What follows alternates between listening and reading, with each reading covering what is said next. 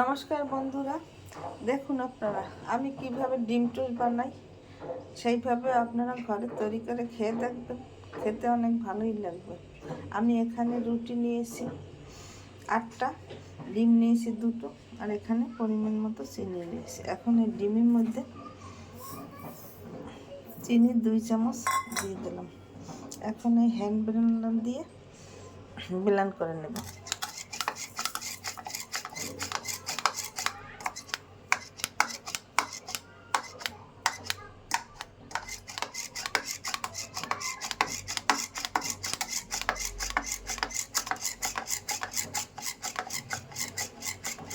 3 minute না গলা পর্যন্ত ব্লেন্ড করতে হবে।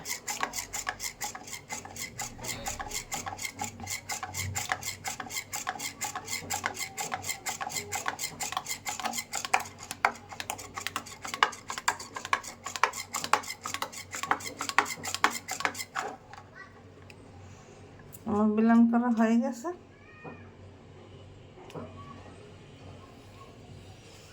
এখানে আমি ফ্রাই প্যান দিয়েছি,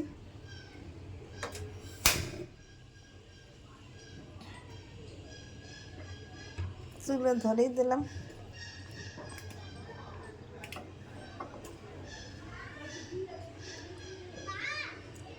কড়াইতে ফ্রাই প্যানে 2 টেবিল চামচ তেল দিয়ে দিলাম, তার বেশি লাগবে না।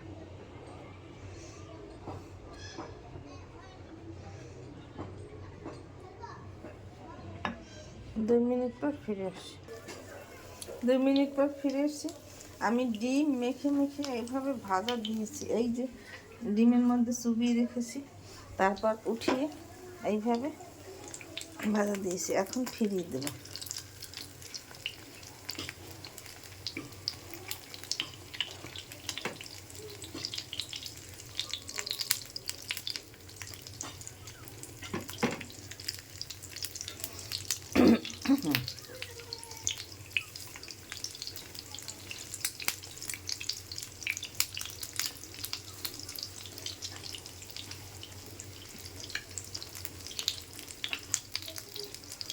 দুই মিনিট পর ফিরে আসছি।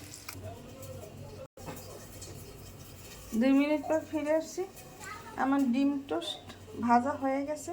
এইভাবে আপনারা ঘরে তৈরি করে খেয়ে দেখবেন। খেতে অনেক সুস্বাদু লাগবে। আমার ইউটিউব এবং ফেসবুক চ্যানেলটা লাইক কমেন্ট শেয়ার করার পাশে থাকুন। ধন্যবাদ।